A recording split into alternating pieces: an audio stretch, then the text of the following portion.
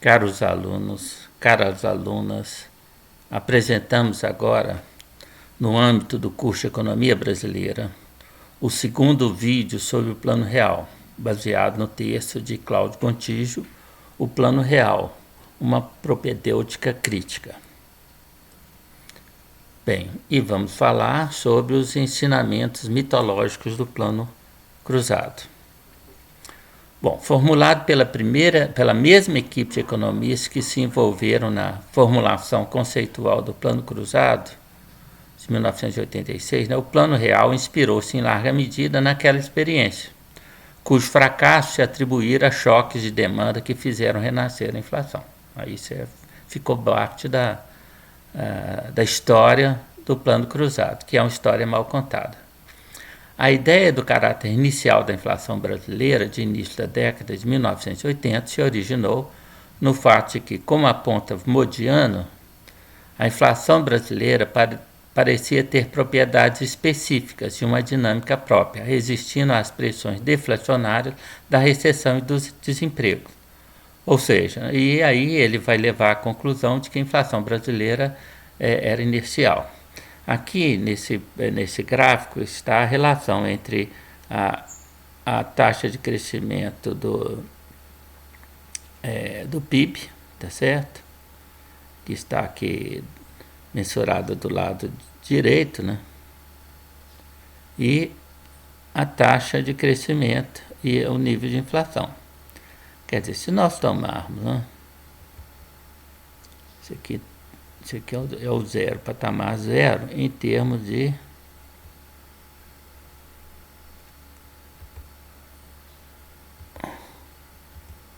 taxa de crescimento do produto, tá certo? Nós tivemos, então, uma forte recessão em 1981, né?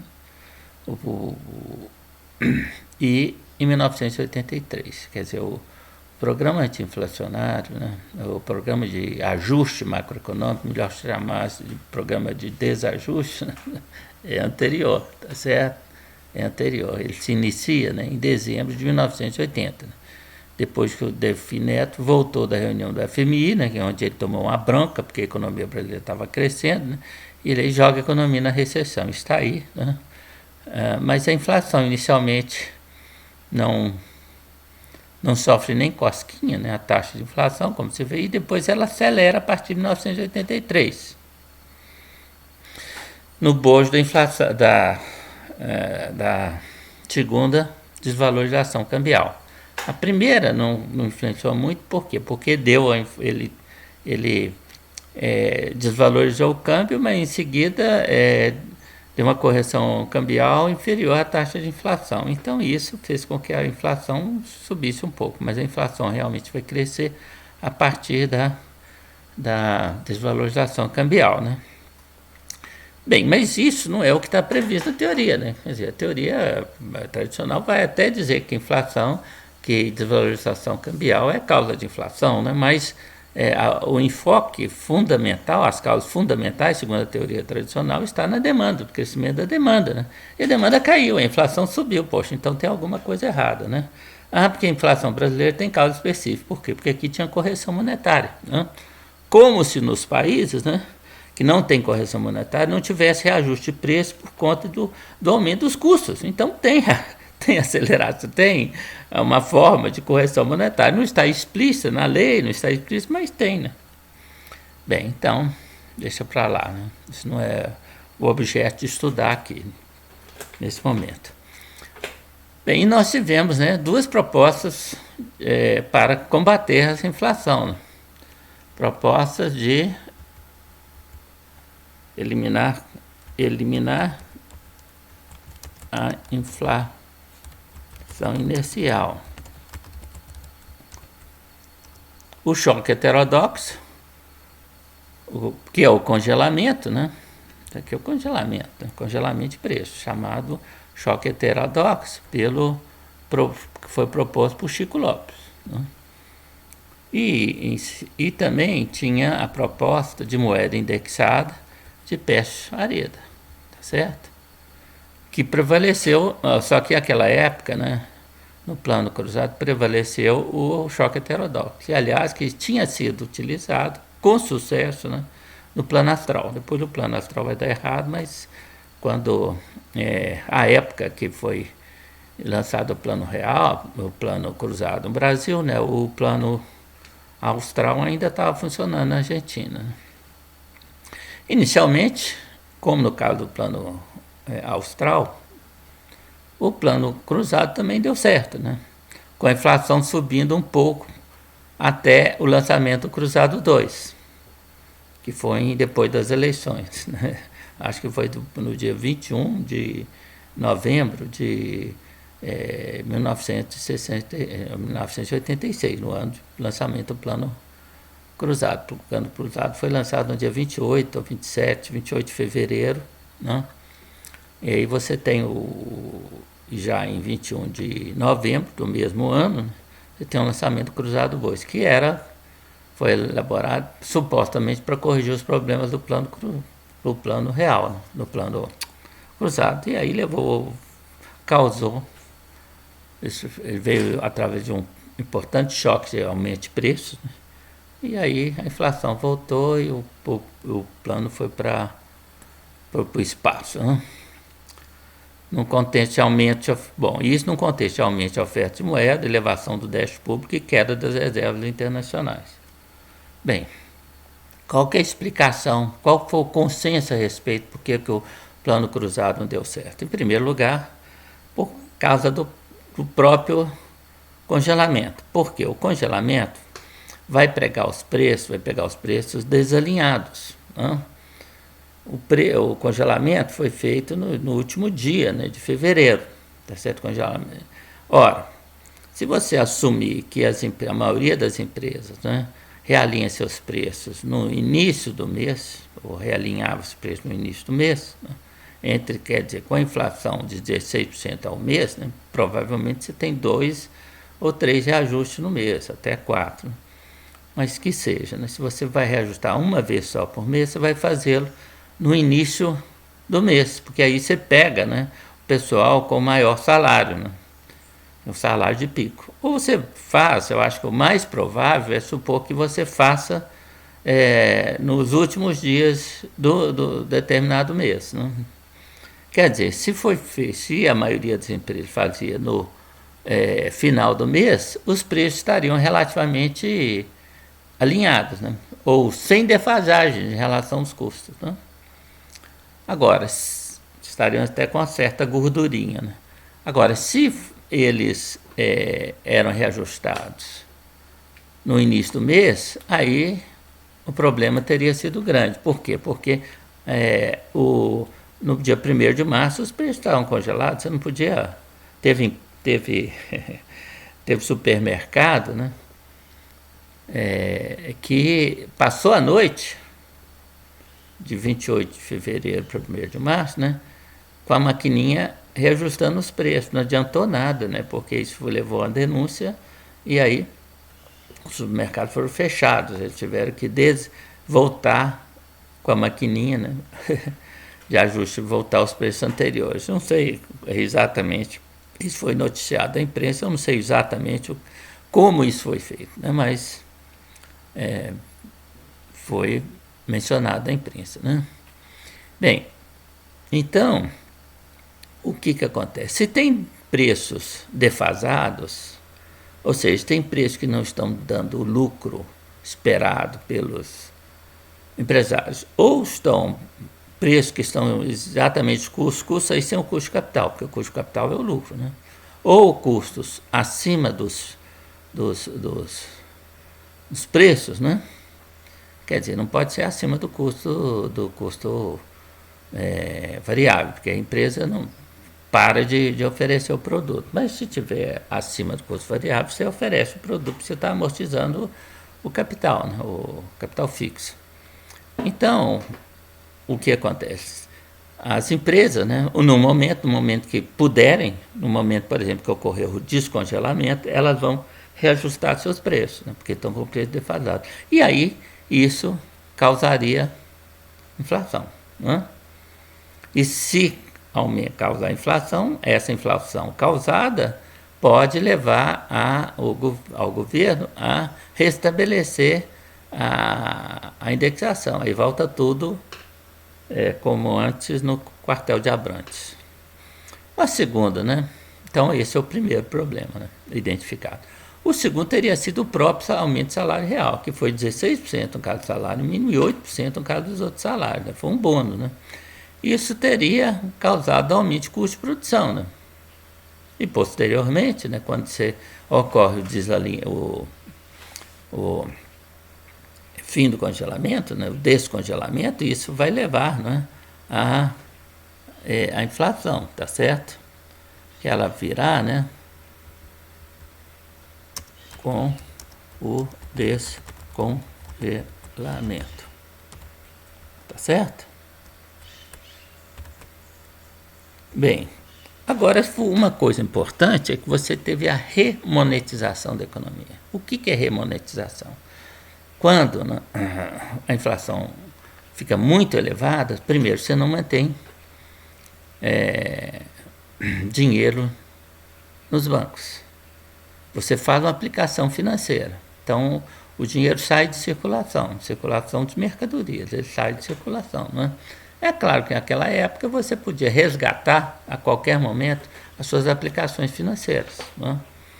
Então, quando você precisava do dinheiro, você resgatava, né? E aí o dinheiro voltava em circulação.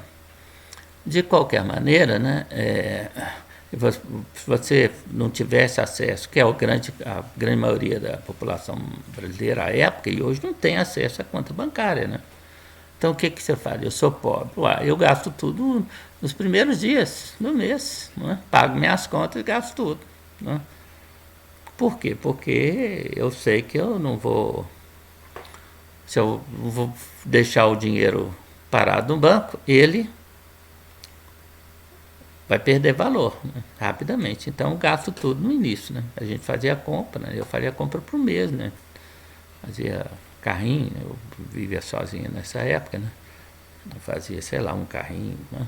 Que era a minha compra por mês. Né? Mas todo mundo fazia isso. Né? Bem, então, significa que a velocidade de circulação da moeda aumenta muito. Né? Aumenta muito, né? E outra coisa, você não usa moeda, você deixa o seu dinheiro aplicado, né, como nós falamos. Né? Então, quando você estabiliza o nível de preços, as pessoas deixam o dinheiro parado no banco. Não precisa, não tem inflação. Né? Tem inflação de 1% ao mês. Naquela época isso aí nem era considerado inflação. Bom, outra coisa foi o aumento da oferta de moeda, né, M1.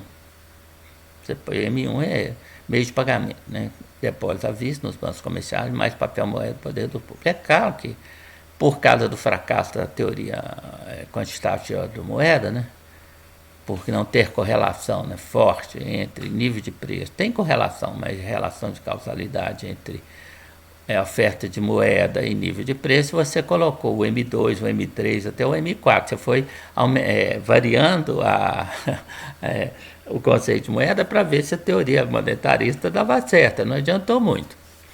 Devido a uma política monetária passiva, né? Porque o governo, as autoridades não acharam que seria necessário uma política monetária, a não ser uma política monetária de acomodar, né, a necessidade da circulação monetária. Né?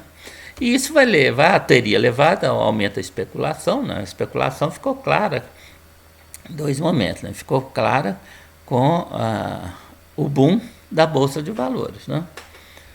Que, bom, era se esperar. Né? Na verdade, a economia vai crescer, então vão se gerar mais lucros, então está certo que você eleve a Bolsa de Valores, que a Bolsa, né, suba, mas a subida foi muito maior daquela que se poderia esperar com o aumento do lucro das empresas. Né?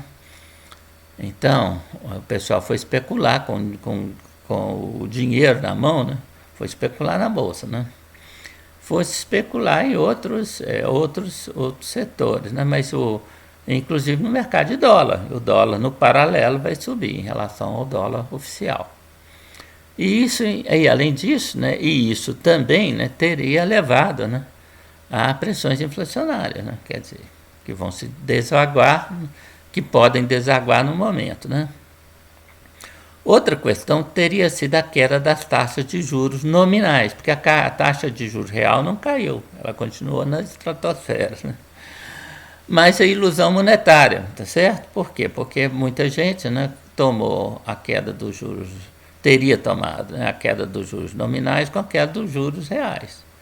Mas ilusão monetária, né? Então, isso é ilusão monetária. Majormente por poder de compra dos salários, né? Porque os salários, né?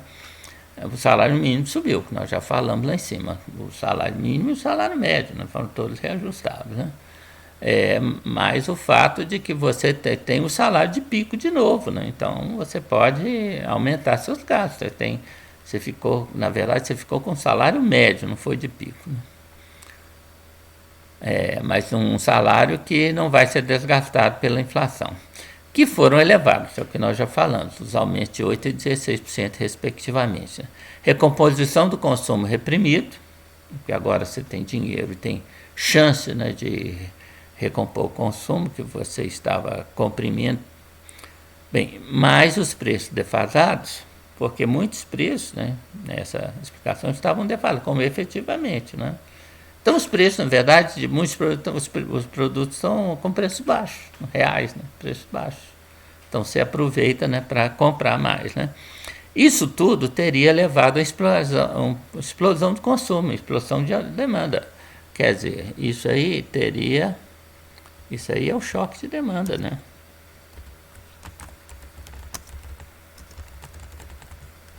Um choque de demanda e, portanto, a inflação. O Bresser Pereira tinha um texto, né, ele com o Yoshihashi Nakana, dizendo que a inflação tinha fatores inerciais que manteriam, né, a inflação no seu patamar, né, e os fatores aceleradores da inflação. Então, o choque de demanda é um fator, a inércia era um fator mantenedor da taxa de inflação mensal e o choque da demanda um fator acelerador da inflação, né? Tem outro choque de oferta, né? Por exemplo, a desvalorização cambial, né? Você tem um choque no âmbito de custos, né? Bem, e outro problema teria sido o retorno do déficit público. Então, né, quer dizer, como resultado, né, disso tudo, você teria o retorno da inflação, né, que teria ocorrido principalmente depois do cruzado 2, e aí você vai reindexar a economia. Aí você volta também com a inflação inicial. Acabou. Acabou o plano. Teria sido, isso é que ficou na mente das pessoas, né, e dos economistas. Né? Pessoas, não sei, não, mas esse choque de demanda, porque faltou produto, inclusive, né? Isso é uma evidência, né, de acordo com a teoria convencional, de que existe um problema de excesso de demanda, né? Então, tá aí. Né? Bem, só que esses são mitos. Esses elementos são mitos. O que é um mito? O mito é uma crença que não tem bases na realidade. Tá certo? O mito que o mundo foi criado em 7 dias. Não foi. E, aliás, para o mundo ter sido criado em 7 dias, né? Os 7 dias, né, você tinha que existir já o tempo, né? Que tem dia, né? Tem dia, né? Então, bem, isso é outra teoria, né? Nós não vamos, outra questão. Mas isso quer dizer, são mitos, são coisas que não correspondem à realidade, né? E que são explicações, porque a mente humana, né? A gente tem explicação para tudo, né? Porque essa é a maneira da mente humana, né, viver no mundo, né? Você tem que ter uma explicação para tudo, né? Então, só que a grande parte são crenças, né, que não tem base real. Isso é um mito. Bem, a teoria da inflação, né, primeiro, inconsistência. O problema é a teoria da inflação. Nós temos já um paper sobre isso, né, um texto para discussão. Ele não está muito bem escrito, né, mas, teoricamente, ele é inatacável, né? Inatacável. Quer dizer, os críticos, por favor, se quiserem encaminhar críticas para mim, serão bem-vindas. Me mostram onde é que está o erro formal.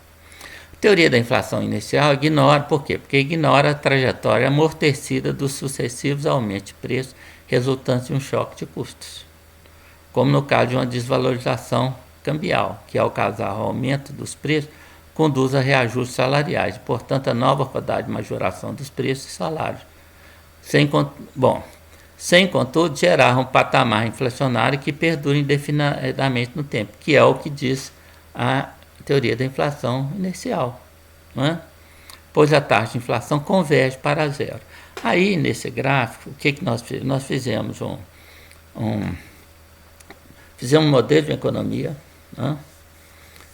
De formação de preço, em que os preços é igual ao custo. Isso é todo mundo, até o neoclássico dizem que preço é igual ao custo médio, não é? Então nós tomamos essa fórmula de preço e aí colocamos, né, a quantidade de produtos, né, que seriam utilizados como insumos, né? Colocamos, isso é os custos, custos com insumos, né?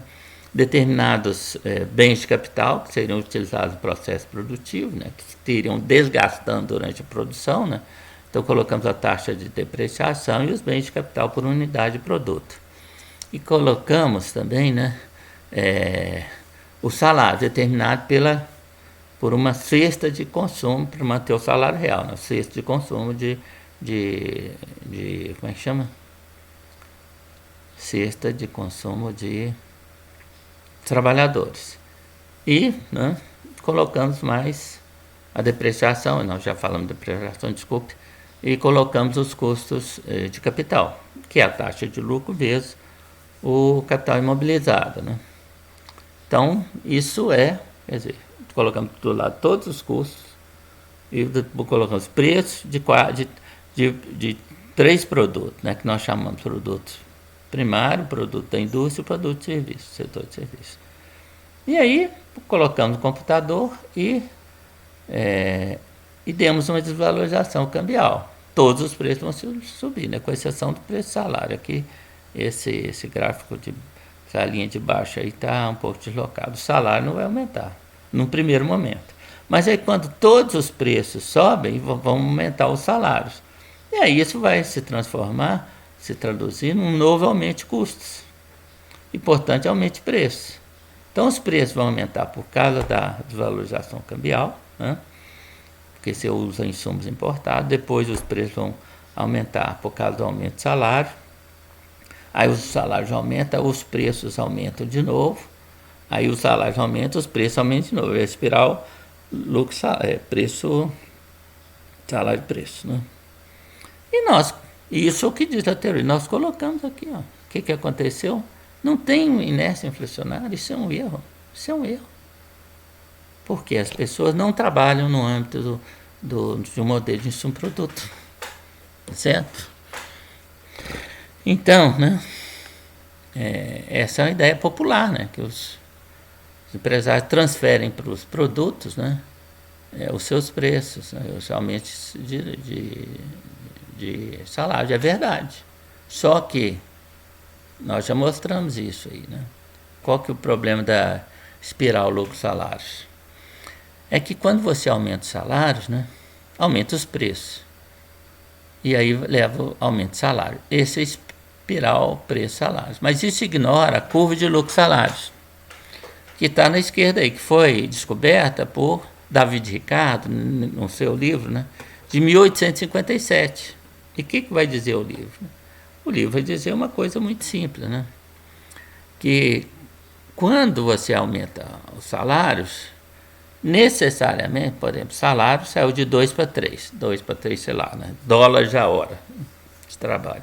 O que acontece? Cai a taxa de lucro, porque cai o custo, cai a taxa de salário, né? Cai a taxa de lucro, e aí,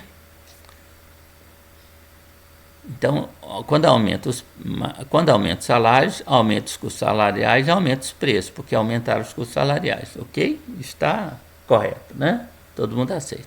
Só que, por causa da curva de lucro-salário, também quando aumenta os salários, cai a taxa de lucro. E se cair a taxa de lucro, cai o custo de capital. O custo de capital é a taxa de lucro vezes o capital imobilizado. Então cai, e aí cai, se cai os custos de capital, caem os preços. Então sobem os preços para um lado e caem os preços de outros. E aqui nós mostramos, né, com base no mesmo produto, essa custo de lucro salários, esse gráfico aqui, né, de relação salário e preço, é do mesmo exemplo, né? Um produto ali nós tomamos como numerário, né, como numerário, como ouro do sistema no padrão ouro. O preço do ouro, o preço de uma libra de ouro é uma libra de ouro, é uma libra. Certo? Então não varia, né? Então os outros preços, os produtos, né, intensivos em trabalho, sobe o preço, tá certo?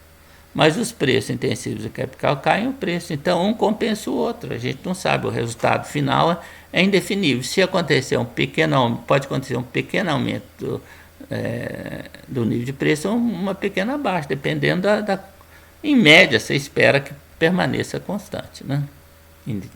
Variável. Então isso está errado, tá certo? Terceiro, né? Parece difícil culpar o aumento da oferta de moeda pelo retorno da inflação.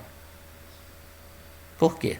Em primeiro lugar, a evidência empírica mostra que a relação entre variação de oferta de moeda e nível de preço é muito fraca. Por exemplo, né, tem um texto, né, que é em inglês, eu já li tem uns 8 anos, né, mas foi a última coisa que eu li sobre essa evidência, que eu segui essa evidência, né, vou voltar a seguir porque eu estou escrevendo um texto que já está pronto, só para dar uma garimpada final, né? E também incorporar a literatura que eu não tinha lido até então, né? Sobre a teoria quantitativa da moeda, né? Então, tem um texto, né? Que diz o seguinte, né? A teoria quantitativa da moeda morreu. Longa vida a teoria quantitativa da moeda. Né?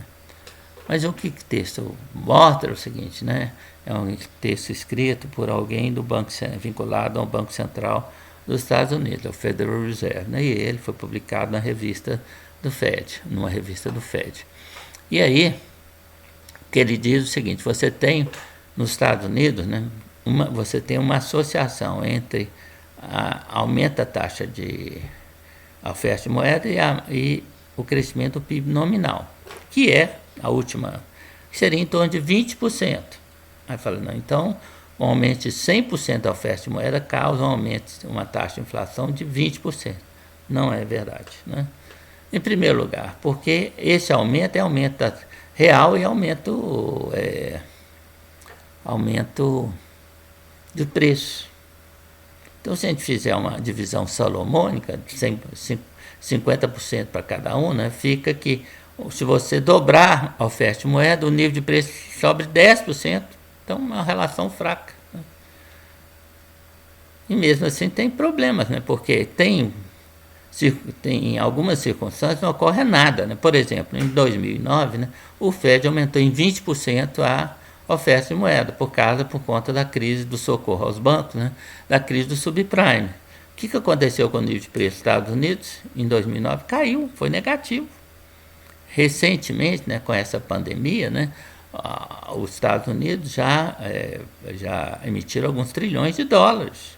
Nós não tivemos uma aceleração da inflação, né? Nós estamos tendo no Brasil, mas as causas são outras. Né? De qualquer maneira, inclusive uma das causas fundamentais é a elevação do preço do dólar, né? Que como nós não temos ministro, nosso governo é um desgoverno, né? E quem comanda a política econômica não é um economista, né? É um economista formado, mas é um economista ideólogo, né? Porque se baseia na teoria neoclássica, que não é teoria, é ideologia. Então não dá certo, né? E não sabe-se o que é realmente economia. Então, em segundo lugar, não se pode dizer quanto é o aumento de 246% do M1 entre março e... Aliás, esse é outro problema. Quer dizer, você tem um aumento brutal oferta de moeda, né, entre março e outubro de 1986, 246%. Pô, não é possível que isso não vai causar inflação. Não, não é, né? Porque quando você acabou com a inflação alemã em 1914, alta inflação, teve um aumento da oferta de moeda dessa ordem e a inflação não voltou, não é nada. Então, né, quer dizer, o que acontece, né?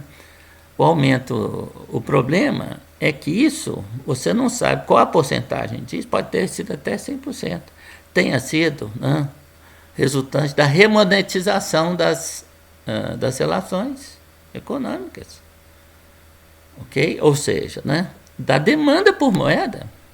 Você tem um aumento da oferta, mas você não sabe quanto que é. Você sabe que a demanda cresceu, mas quanto? E se for 246%? Você tem uma queda da velocidade, por outro lado, né, da moeda muito forte, porque as pessoas deixavam a moeda no banco. Eu lembro, eu vivi isso aí. Eu parei de fazer aquela loucura de sempre deixar o dinheiro, né, em conta remunerada. Não, agora não tem problema, né? Eu parei de preocupar com isso. Então, quer dizer, então por que você pode dizer que teve um excesso de oferta de moeda? Isso é uma coisa tirada do imaginário, né? É de uma pressuposição, um preconceito. Finalmente, porque as taxas reais de juros, nós já falamos, continuaram elevadíssimas durante a vigência do plano, de modo que sustentar que a política monetária tenha sido expansionista requer uma hipótese adicional de que o público possuía elevada dose e que a demanda por moeda cresceu menos do que a oferta. Tá certo? Então você está falando hipótese acima de hipótese para sustentar uma tese. Como é que você sabe? Sabe. Então isso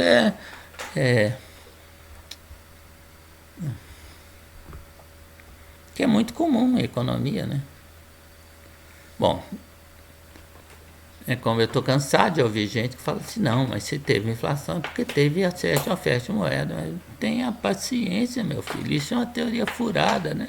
Uma teoria maldita, vai dizer Caldo no seu livro, a maldição do monetarismo. Bem, também parece difícil atribuir o problema de moneda. O problema de muita gente, né, que acha que entende economia, né? Se estuda a teoria quantitativa da moeda, ponto. Agora eu já sei como é que influencia a inflação, né? Aí você pode discutir com qualquer pessoa, né? Com o prêmio Nobel, mas isso não importa, né? Tem muito prêmio Nobel que nunca entendeu de economia, né? Mas então, mas você não estudou nada, não viu evidência empírica, etc. E você, como tem uma teoria e acha que ela é certa, você acha que sabe das coisas, né? Arrogância rima com ignorância. Bem, também parece difícil atribuir uma aceleração inflacionária sem precedentes a um choque de demanda. Bem, então vou contar uma história. Eu fui para os Estados Unidos, né? Fui estudar New School for Social Research, fazer meu doutorado, que era exatamente, eu queria entender por que tinha inflação alta no Brasil, não tinha déficit público considerável, né?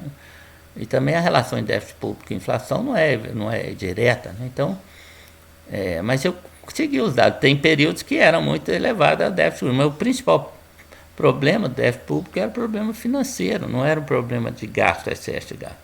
E outras coisas, né? Eu já sabia que a teoria quantitativa da moeda não funcionava, né? Então eu fui para o exterior, vamos ver o que aconteceu, né? E aí eu fui estudar o padrão ouro, porque o padrão ouro não tinha inflação. Não tinha inflação, tinha. Mas como? Tinha o seguinte, né? Se você olhar o nível de preço padrão ouro, na verdade ele é mais ou menos o mesmo durante mais de 100 anos. Com dois caveates. O primeiro é o seguinte, você tem realmente uma elevação da inflação quando você descobria grandes minas, grandes novas fontes de ouro. Por exemplo, quando se descobriu o ouro na Califórnia. E aí isso vai causar uma inflação. Por que vai causar uma inflação? Porque aumenta a oferta de moeda? Não. É porque o custo de produção, quer dizer, No padrão ouro, o nível de preço é determinado pelo custo de produção das mercadorias em relação ao custo de produção do ouro. Ora, o custo de produção do ouro caiu, o custo de produção das mercadorias sobe, não é? Então, era isso. Depois, as minas se esgotavam, aí você tinha um declínio, né? Tem um autorista francês que mostra isso muito bem, né? Então, ou seja, você tem um período de ascensão no nível de preço, depois uma de queda no nível de preço, né? Quando as minas se esgotam. Mas, e tem outra questão, né? Então, na média, vamos dizer, o nível de preço permanecia o mesmo. Isso é o primeiro. A segunda é que você realmente tinha inflação de demanda. Ah, é? Poxa, então, por que você está falando isso? Ora, você tinha, como nos períodos de expansão econômica, né? Nos boom, você tinha, na recuperação econômica, não tinha, depois a economia entrava na fase de prosperidade, depois do boom, aí tinha inflação. Ah, mas então tem inflação de demanda? Tem, você pode dizer, quanto que é? 12% ao ano. 2% ao ano é. Aí o boom durava 2, 3 anos, você tinha 6% de inflação. Aí depois você vinha a crise econômica, né? O ciclo de curto prazo, né? Eu acho que é ciclo de Juclar, né? A cada 10 anos, né? 10, 11 anos, tinha isso, né? Desde 1825, a cada 10, 11 anos você tinha um ciclo, 9 anos, por isso você tinha, você tinha esse processo, ciclo. E aí tinha um processo de deflação que durava um ano ou menos, né? A deflação de 6%. Então, um ano depois você estava no nível de preço normalmente, aí começava o ciclo de novo. Então, isso é inflação de demanda, é 2, 3% ao ano. Você não pode explicar uma inflação de 2%, 3% ao mês, ou de 20% ao mês com inflação de demanda. Tenha paciência, gente. Vamos estudar, né? Bom, outro problema, outra dificuldade, né? Parece inadequado culpar o déficit público. Por quê? Porque primeiro o déficit público tinha caído. Se você pegar o déficit operacional do setor público federal, por que não pega as estatais? Poxa vida, porque que tem elas a ver? Elas são empresas que têm outro padrão, né? Mas elas não querem déficit. Tem déficit? Tem. Uma empresa que vai fazer um posto de petróleo tem déficit. Porque ela vai ter que tomar dinheiro emprestado para furar o preço de petróleo, o posto de petróleo, né? E, bom, mas isso não causa inflação? Não, porque as estatais não emitem papel moeda. Ok? Ah, mas se o governo tiver que emitir? Mas então isso vai aparecer no déficit do governo federal. Você não pode contar duas vezes. É a mesma coisa do Estado e município, eles não emitiam papel moeda. Mas o déficit pode ser causado por uma desconfiança em relação, mas ao governo pode, se a desconfiança for colossal, né? Pode. Mas olha, como é que você ia desconfiar se o déficit operacional caiu de 6,4% para 2,5%? 2,5% era um nível de déficit naquela época, e hoje pequeno, está abaixo do teto de Maastricht. Isso é uma conversa fiada, gente. Isso não tem cabimento. Onde é que se tirou isso? Então é isso. Quer dizer, um dos problemas do Brasil, nós vamos ver isso. Você tinha um déficit desse tamanhozinho e uma inflação desse tamanho. E ainda culpava aquele déficit. Né? É igual a religião quando diz que você vai para o inferno. Né? Você tem uma vida toda correta, né? E aí faz um deslize, né? Um pecado capital. Não é matar os outros, não. É outro menor, não. Não é um pecado do que está nos 10 mandamentos, não é matar ninguém, não. Mas você faz né? Um pecado, peca contra a castidade, sei lá o que, né? Não levantareis meu nome em vão, faz um juramento que você não cumpre, né? Mente, né? Uma coisa assim, né?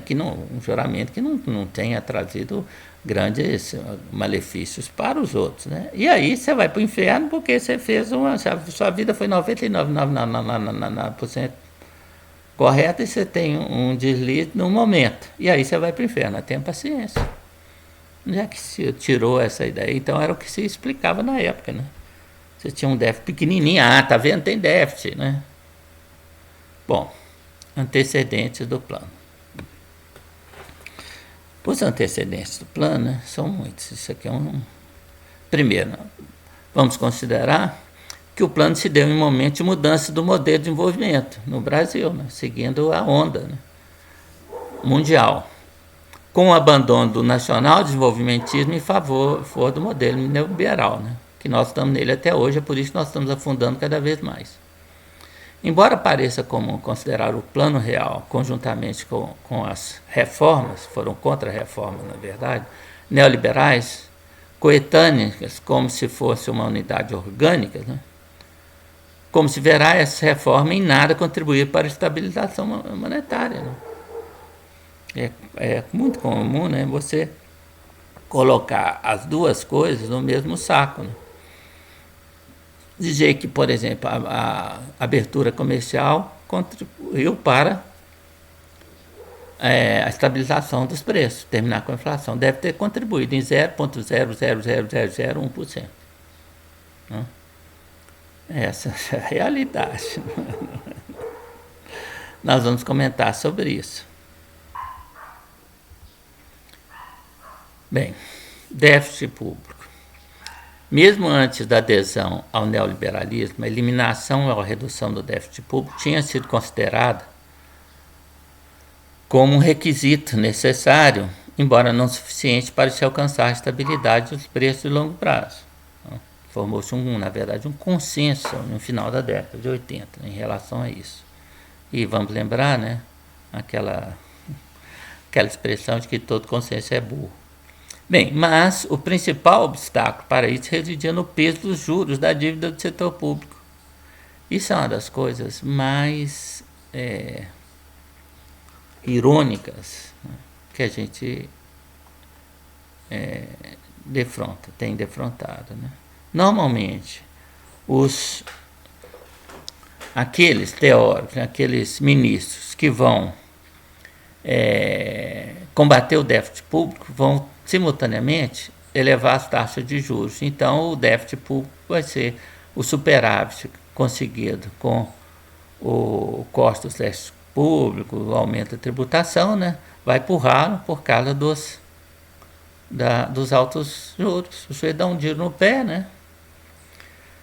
Mas não é só um tiro no pé, né? Ele adota políticas que são perniciosas, tanto do ponto de vista do bem-estar da população, do nível de emprego, do nível de renda, né? Que são as políticas de redução do déficit público através do corte do gasto público e do aumento da tributação. Isso tem impacto negativo, como muito bem pode demonstrar um aluno aí de introdução à economia, né? Quando estudou um pouquinho de Keynes. Bem, então, é o que está aqui, ó, é o que está aqui. Observe, se nós pegarmos aqui o período pós-Collor, o período a partir do Collor, a partir do plano Collor. O plano Collor acabou com o déficit público no Brasil, porque reduziu a dívida pública. E olha, então esse amarelo aqui significa o resultado primário, né? Déficit operacional do governo federal. Né? Observe que você tem grandes superávites, mas são comidos, né? Não inicialmente, não, mas em 92, 93, né, você teve déficit operacional por causa dos altos juros. Se você não tivesse uma política de altos juros, não teria déficit público.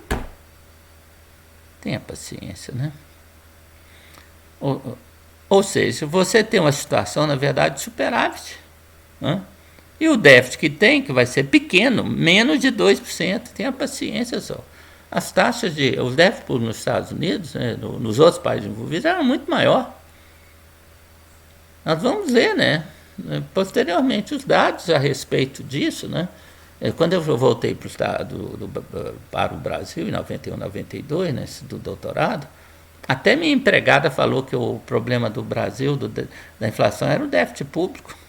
Ora, por quê? Porque a televisão, né, dizia isso sempre, e uma mentira dita 1000 vezes, como vai dizer Goebbels, né, o ministro de propaganda do Hitler, como disse, se transforma numa verdade. Né? Então é isso. Né? Então a pessoa começa a escutar que o déficit público, o plano brasileiro é o Estado, não sei o quê, mentirada danada, e a pessoa acaba acreditando, né? Está na televisão. Então, privatização das estatais. Quer dizer, não tinha déficit público. Teve início antes do governo Sarney. Antes, no governo Sarney, né? Que é outra ideia. Né? Então, que está no consenso de Washington. Tudo isso aí está no consenso de Washington. Teve início no governo Sarney. Um decreto de 1985, né? E durante o governo foram privatizadas 18 empresas, avaliadas, né, em 533 milhões de dólares, como a Riocel e a Aracruz Celulose, ambas na área de celulose. Uma das coisas que a gente pode dizer dessas empresas, que eram super eficientes, né, que a privatização causou um prejuízo, porque ela retirou a receita do Estado advinda dos dividendos, né, que é uma coisa muito ignorada, né, no Brasil. Né. No governo Collor foi aprovado o segundo, o PND. Agora não é o PND, esse é o PND do mal, não é o PND do bem. Né? Foi o processo, o Plano Nacional de Desenvolvimento do governo militar. Né? Segundo, né? Aqui não, aqui é o do mal. Né? Foi em 1990, né? Quer dizer, o Plano Nacional de Desestabilização, com objetivos estratégicos. Por quê? Porque o Collor, a modernidade dele, como de Fernando Henrique Cardoso, é a mentalidade da República Velha. Então ele queria modernizar, liberalizar as políticas, queria implantar no Brasil nas recomendações do Consenso de Washington. Né? Então, aquelas que viriam a ser, né, a do Consenso de Washington. Né? E ele vai, entre outras coisas, né, ele pretendia privatizar 64 empresas. Né?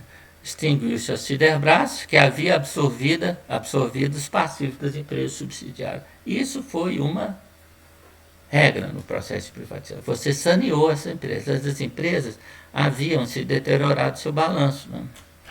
Efetivamente. Porque eram ineficientes? Não, por causa da política econômica, de controle de preços.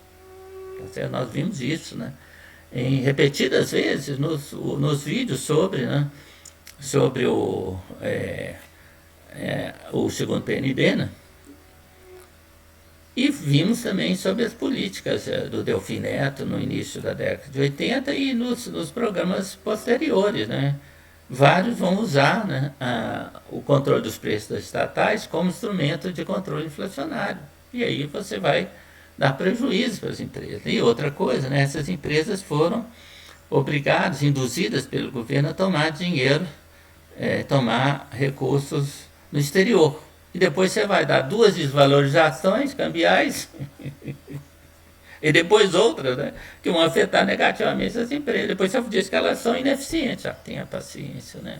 É muita má fé, né? É muita má fé, né? Ou ignorância, né? Não necessariamente má fé, né? Mas então que o governo saneou essas empresas e vendeu elas baratinho para o setor público. Isso vai acontecer, né? Mas então foram, durante o governo Collor, privar 16 empresas, né? E, inclusive, a Usiminas, né, que era a joia da coroa, né, das empresas privatizadas, a serem privatizadas, uma empresa extremamente eficiente, né? Com arrecadação de 4,1 bilhões. Mas dinheiro mesmo foi muito pouco. O problema vai piorar. No governo Itamar, reformulou-se o programa através do BNDES, que sob a presidência do Antônio Barros de Castro, que foi meu professor, um nome, né, tinha escrito alguns livros que foram icônicos, né, por exemplo, A Economia Brasileira em Marcha Forçada, que ele desmente a tese, né, de que o segundo PND foi desfavorável para o crescimento do Brasil ou para as contas externas, né? Foi o contrário. Né? Tem o livro Economia Brasileira em Marcha Forçada, não é esse que nós já falamos, tem o Capitalismo Ainda é Aquele, que é um livro muito interessante, e tem, né, os 7 ensaios sobre a economia brasileira, que na verdade são 6, né? Que é um livro de economia brasileira. Bom, tem outras coisas, mas esses aí são 3 livros assim. É um nome realmente, ele era meu amigo. E quando ele morreu, o teto do escritório dele caiu na cabeça dele, né? Eu fiquei muito chateado. Bom, amigo pessoal. Né? Com a nomeação de Peixoto, bom, ele aí, o que acontece, né? Só que a proposta dele de vincular a política industrial, a política de privatização, a política industrial, né? Não foi aprovada, então ele saiu. Como ele fez muito bem, né? E aí se nomeou Pércio Arida, economista da PUC-Rio, né? Em maio. E aí, né? O Fernando Henrique Cardoso já assumiu a pasta da Fazenda. E aí isso aí reenquadrou, teoricamente, a privatização na lógica fiscal. O que é isso? Era aquela ideia que você vai resolver o problema da dívida pública brasileira através da venda das estatais. Muito bem, né? Muito bom. Só que isso foi só história, conto de carochinha, história para boi dormir, né? Ampliando-se, agora, antes você ampliou paradoxalmente o papel das moedas podres. Então, o que você está fazendo? A privatização, na verdade, trocou um ativo bom do governo por um ativo ruim, por uma moeda podre. Quer dizer, houve. O que aconteceu com a dívida do setor público? Né? Você trocou ativos, ela não impacta negativamente, positivamente, né? Agora, só que você deteriorou, piorou o balanço, né, patrimonial do setor público. Então, cada coisa. Com resultado, e você ainda aceitou a participação do capital, ampliou, né, aceitou o controle acionário de empresas do capital estrangeiro. Quer dizer, tem um país, né, que usou as estatais, vários países usaram as estatais, fora a intervenção do setor público, né, para durante o seu processo de industrialização, como instrumento de industrialização. O Japão foi uma deles, né, construiu várias estatais. Depois vendeu elas, né, vendeu entre aspas, né, deu elas, né, vendeu baratinho para os grandes capitalistas, empresários, né, grupos nacionais. E aí formou os Zaibatsu, ou Keretsu, né, mesma coisa, né, que são os grandes grupos japoneses que estão aí até hoje. Né, foram desmontados na Segunda Guerra Mundial, mas renasceram das cinzas e estão aí. Mitsubishi, né, e vários, Kawasaki, vários outros. Né. Então, o Brasil não, né? O Brasil poderia, né, ter privatizado, já que é para dar de graça para os empresários brasileiros. Não, permitiu a participação, ou seja, você deu empresa para o capital estrangeiro. Né? É o caso da Telefônica, né? Das telefonias, né? Que foram compradas por estatais da Espanha, de graça. Né? De graça literalmente, porque elas usaram os recursos de caixa, né, e financiamento em BNDES, né, para comprar a própria empresa. Então ficava a custo zero. Bem, como resultado, foram alienadas durante o governo de Itamar Franco 20 empresas, num total de 5 bilhões. Olha que ótimo, né? Mas como só teve moeda podre, né? Não? Destacando a Siderúrgica, Companhia Siderúrgica Nacional, a Somente Sacodipa, além da Abraer de algumas subsidiárias da Petrobras. O prejuízo para o Estado foi grande, né? Até a reduzida receita em moedas de valor efetivo se perdeu através da despesa do setor público com juros. É aquilo que é o negócio, gente. Não adianta se você obtém receitas de privatização para abater a dívida. Isso já foi carcomido pelo fato de aceitar moedas podres, não? Por que mas o governo devia, mas tem um valor de mercado, né? Pague-se o valor de mercado pelas moedas, né? Aceita elas, não tinha valor de mercado, não se o valor de fato, como foi feito. Né? E aí, né, você jogou fora os frutos, já parcos frutos do processo de privatização, né? Para bater a dívida pública, que já não eram nenhum, né? Você perdeu receita de dividendos. Meu Deus, né? Então, isso coloca a questão com os juros elevados. Né? Isso coloca, e está aí as taxas de juros, né, que chegaram até 60%, né, em 1974, reais. Então, tenha paciência. Né? Vamos ser sérios, vamos falar seriamente. Isso coloca a questão da finalidade da privatização, que não poderia ser a redução da dívida e, portanto, déficit público, que aliás não existia. Né? Teria sido motivado por fatores ideológicos ou por enormes ganhos patrimoniais auferidos pelos compradores. Será? tem um livro que vocês precisam ler, chama A Privataria Tucana, para ver a profunda corrupção envolvida no processo de privatizações brasileiras. Não é?